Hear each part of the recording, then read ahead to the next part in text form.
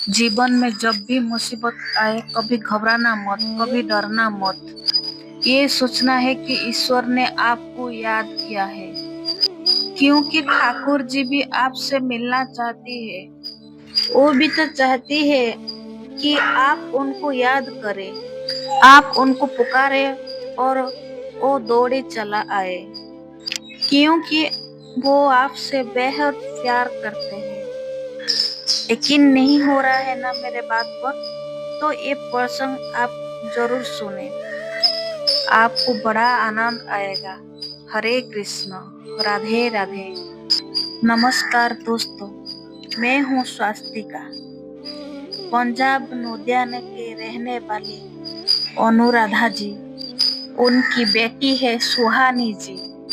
अनुराधा जी बताती है कि वर्षा ने और वृंदावन से उन्हें प्यार है, कि वर्षा ने और वृंदावन की महक उनके भीतर से जाती नहीं है।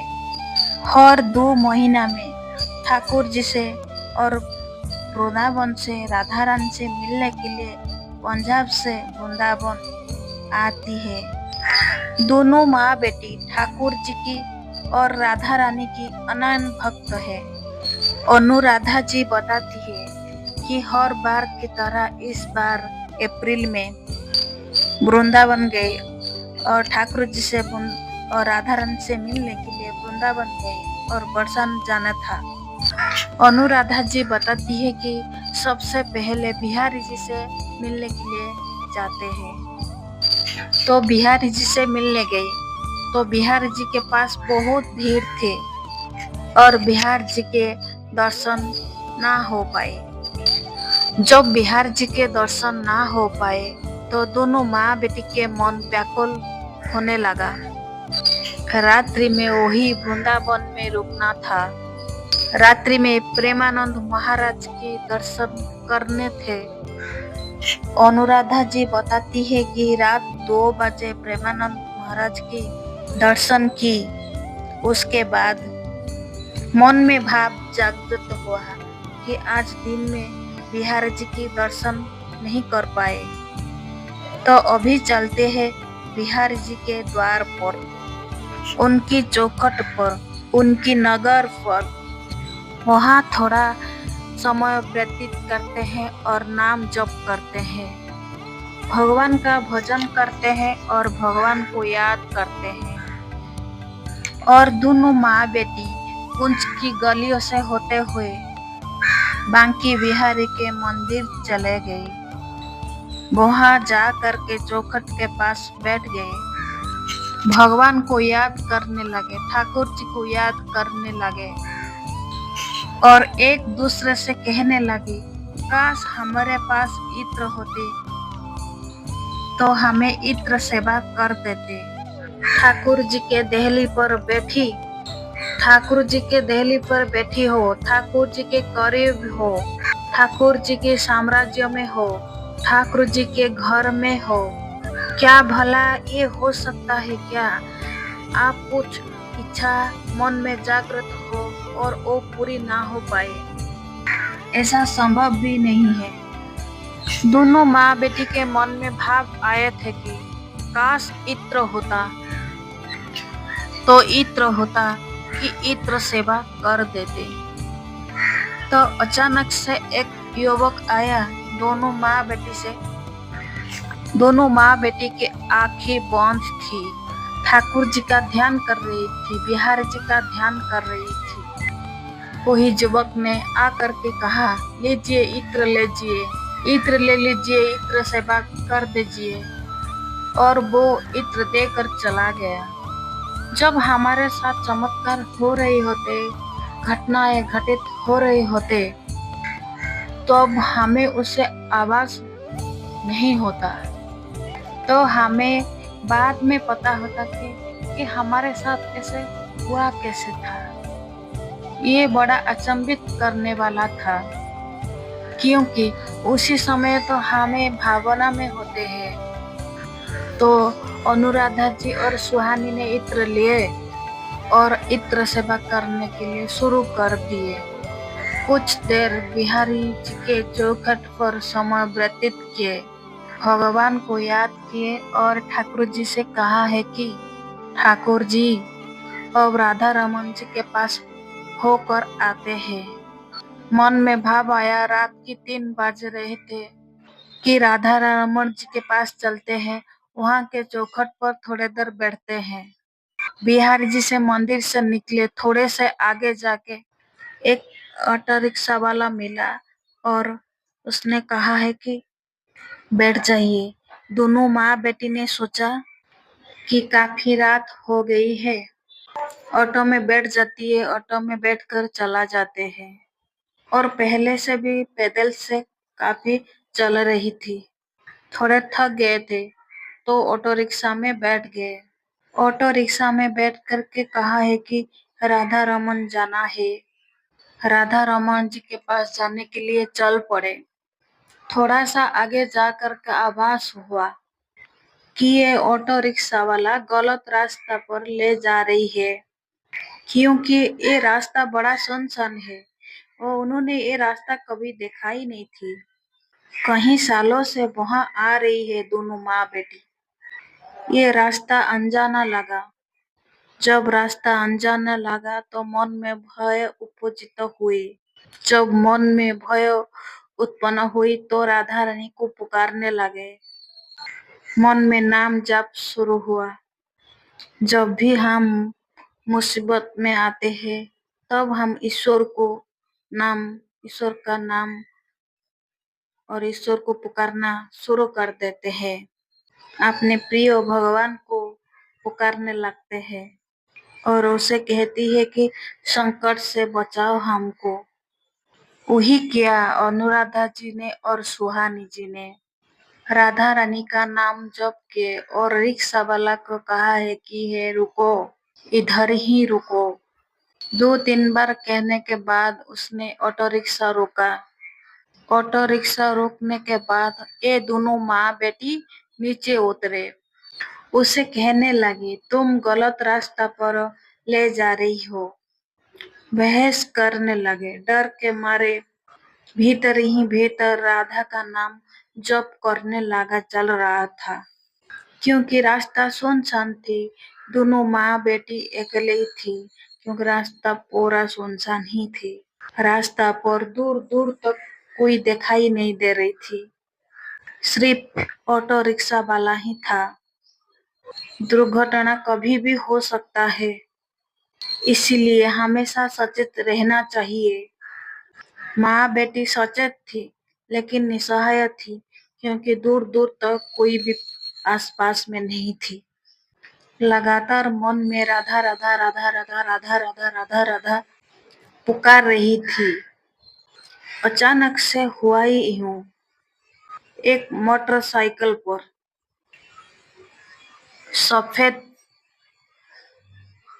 कपड़े पहने हुए, खुले बालों पर, चेहरे पर अद्भुत तेज, चमकते हुए आंखें, एक महिला वहां आए। उसने कहा, क्या हुआ, क्या दिक्कत है? तो दोनों माँ बेटी ने वही महिला से कहा कि ये रास्ता राधा रमन जी को जाता है। उस महिला ने कहा है कि नहीं। तो वो माँ बेटी ने कहा है कि ये हमें गलत रास्ता पर ले आया है। तो उस महिला ने उसी ऑटो रिक्शा वाले की तरफ से देखे, गुस्से से देखा और कहा है कि गलत रास्ता पर क्यों लेकर आए। इतना कहा ही था तो उसी टाइम ऑटो रिक्शा वाला रिक्शा लेकर भाग गया। दोनों माँ बेटी ने स्तब्ध रह गई, समझ में कुछ नहीं आया। इस महिला ने कहा कि आपको कहाँ जाना है? तो हम तो बिहार जी के पास वापस जाएंगे। तो वही महिला ने कहा, कोई बात नहीं, आप मेरे साथ इस मोटरसाइकिल पर बैठो, मैं आपको छोड़ देंगे। काफी रात हो गई है, सुनसान रास्ता है, आजकल लोग तरह तरह की है, कुछ भी दुर्घटना हो सकती थी, पर चिंता मत करो, आओ बैठो। और दोनों माँ बेटी को अपनी मोटरसाइकिल पर बैठाया और बांके बिहार जी के मंदिर के पास लेकर छोड़ दिया। अनुराधा जी भी ये बताती है कि हम दोनों स्तब्ध थी, कुछ समझ में नहीं आ रहा था। उसी मोटरसाइकिल पर बैठने पर ऐसे लग रहा था दुनिया की सब खुशी मिल गया है। अद्भुत खुशबू आ रही थी, लेकिन दिमाग काम नहीं कर रहा था। अद्भुत तेज थी उन्हीं महिला पर। बड़ी सुंदर आंखें थी, खुले बाल थी, सफेद रंग के कपड़ा पहने थे। बड़ी सुरीली आवाज थी। हमें बांके बिहारी जी के मंदिर पर छोड़ दिए। तब तक हमको समझ में नहीं आया है कि हमारा साथ ये हुआ क्या। तो हमें पीछे पलट कर देखा तो उन्हें कोई भी नहीं थी। तो अब आभास हुआ कि ठाकुर जी की और राधा रानी की इतनी कृपा है हम लोग पर। पहले मन में आए थे कि इत्र सेवा करनी है, तो ठाकुर जी ने इत्र देने आ गए। दूसरी बार जब मुसीबत आए, राधा रानी को पुकारा तो उस महिला के रूप में राधा रानी साक्षात आ गए। आज भी सोच सोच कर रोम रोम हर्षित हो जाते हैं, मन प्रफुल्लित हो जाता है। अनुराधा जी ने बताती है, मेरा और मेरी बेटी का विश्वास बहुत प्रकट बड़ा रूप लिया। आज कलियुग में भी हमारी राधा रानी, हमारी ठाकुर जी हमसे मिलने आती है। दोस्तों, जब भी हमारे जीवन में मुसीबत आती है, तो उससे घबराना मत। पता है मुसीबत क्यों आता है?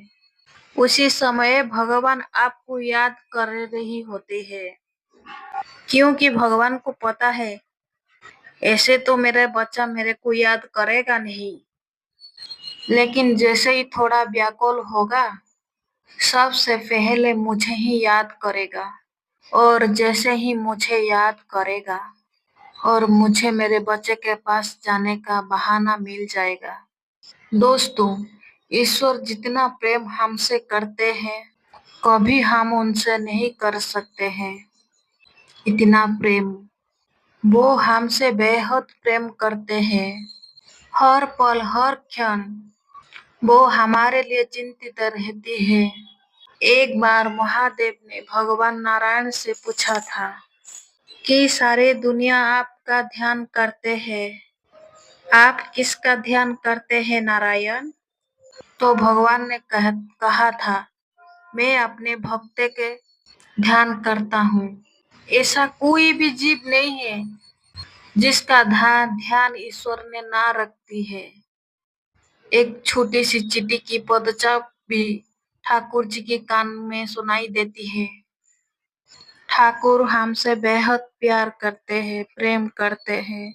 उनका प्रेम आभास तो हमें तभी हो जाना चाहिए, क्योंकि हम ये सोचना चाहिए हमारे ये दुनिया में आने से पहले उन्होंने हमारी दूध की व्यवस्था कर दी, हमारी माता पिता की व्यवस्था कर दीजिए, हमारे रिश्तेदार की व्यवस्था कर दीजिए, समाज की व्यवस्था कर दिए, हमारी दुनिया की व्यवस्था कर दिए, इस प्रकृति की व्यवस्था कर दिए। सारी दुनिया बनाने के बाद, सारे सृष्टि के रचने के बाद हमें बनाए। वो हमसे बेहद प्यार करते हैं, प्रेम करते हैं। बस विश्वास होना चाहिए। जिस दिन सच्चे हृदय से, सच्चे मन से, सरल स्वभाव से ठाकुर जी को पुकार लोगे, राधा रानी को पुकार लोगे, आप यकीन मानना किसी न किसी रूप पर ठाकुर जी, राधा रानी आपकी समक्ष आ ही जाएगी। हो सकता है उस समय आपको आवाज ना हो, लेकिन वो आवाज आपको जिंदगी भर रहेगा। अनुराधा जी सुहानी जी ने बताती है, आज तक भी वो महक गई नहीं है। रह रह करके वो खुशबू आते हैं, उस मुलाकात की खुशबू। आप भी मिलना चाहती है ठाकुर जी से, राधा रानी से, तो प्रगाढ़ विश्वास कीजिए भगवान से। जय श्री कृष्ण। राधे राधे।